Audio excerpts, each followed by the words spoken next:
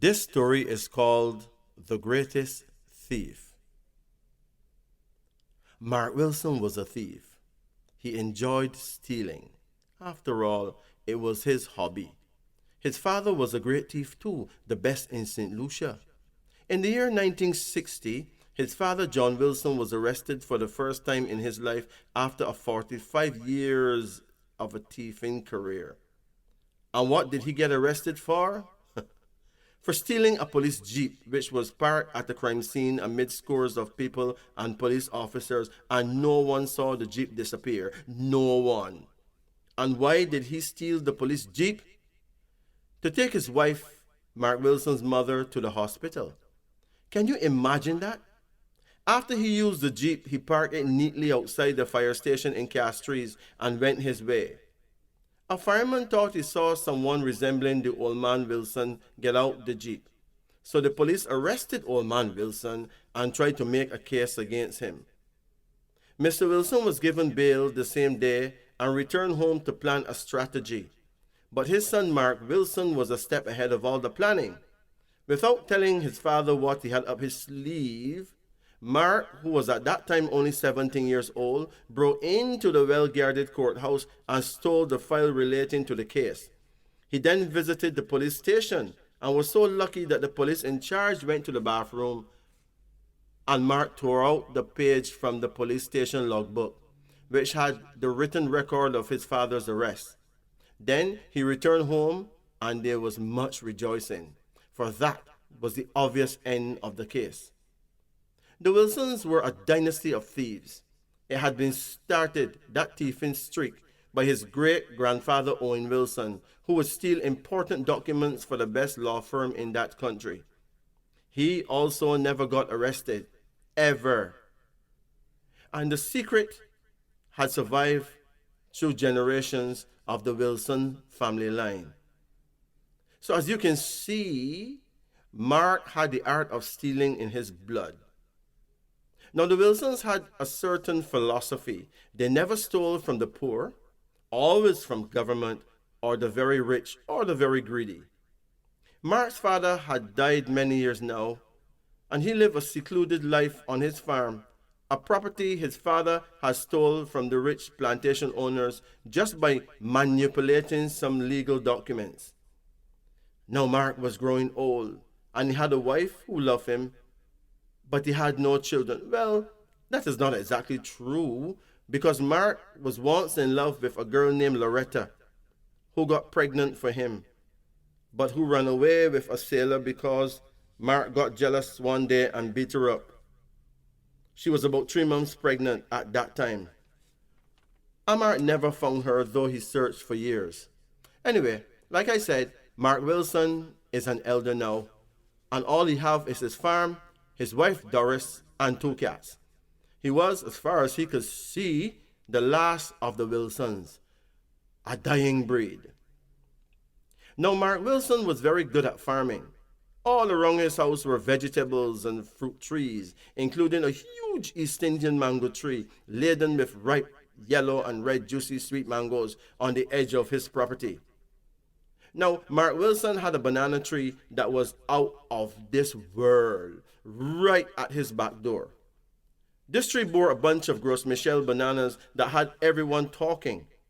The bunch had 23 hands of banana on it, and the tree was very tall.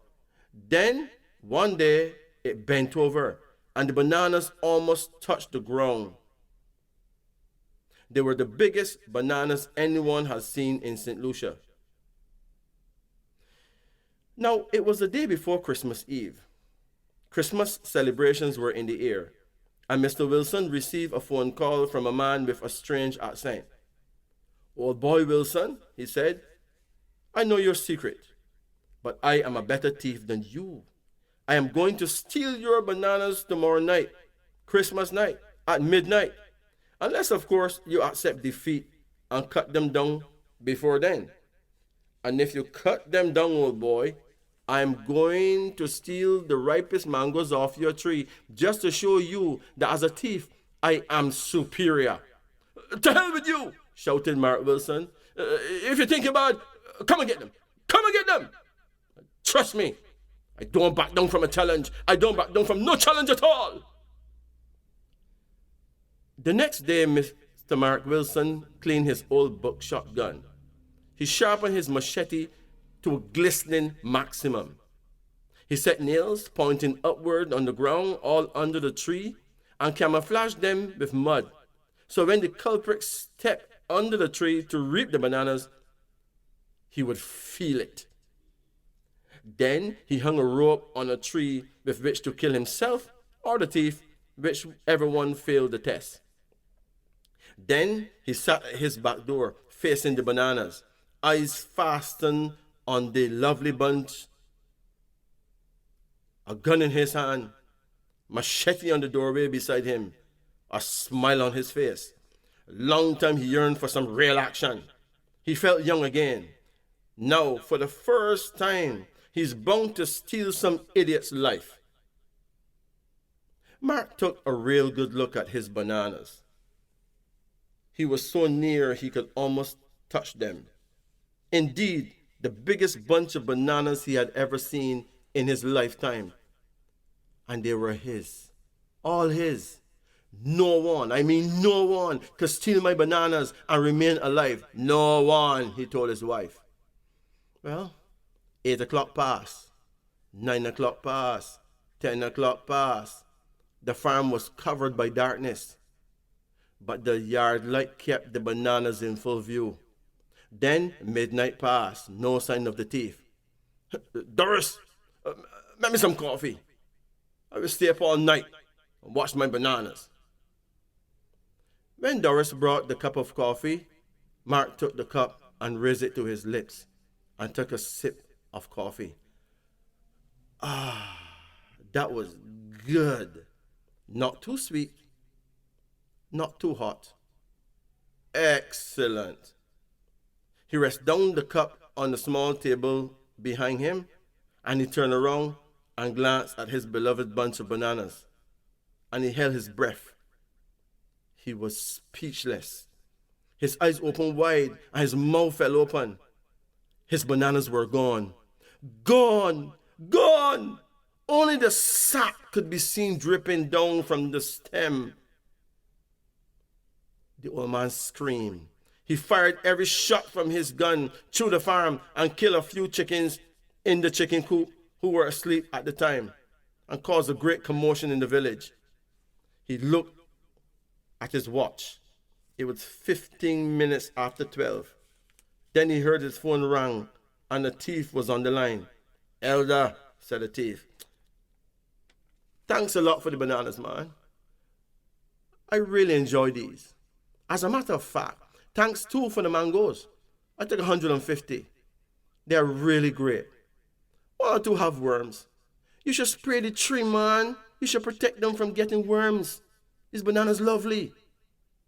"You picked my bananas already?" asked Mr. Wilson. "Yeah, man. Look at the tree tomorrow morning and you'll see. I tell you." "Look, listen, old man. I'll come and visit you tomorrow. Trust me. I'll pay you a visit tomorrow morning around 9 o'clock. I want you to know me personally. And for God's sake, old boy, put away the gun, man. You frighten me like hell tonight. You don't need to kill a brethren for 2 bananas and a few mangoes.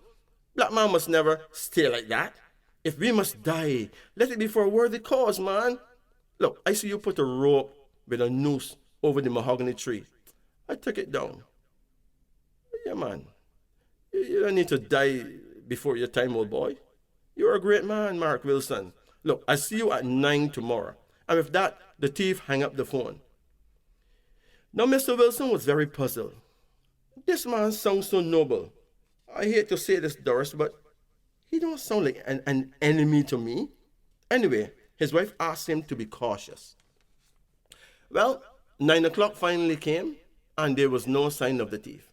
At 9:15, Mr. Wilson and his wife Doris were sitting under a tree near the road when a crisp silver Mercedes-Benz car drove up and stopped. A young man got out, slammed the door, and walked around to the back of the car and opened the trunk. "Good day, sir," the young man said, to Mark Wilson politely. Are you Mr. Mark Wilson? Yes, Mark Wilson, that's my name, said the old man.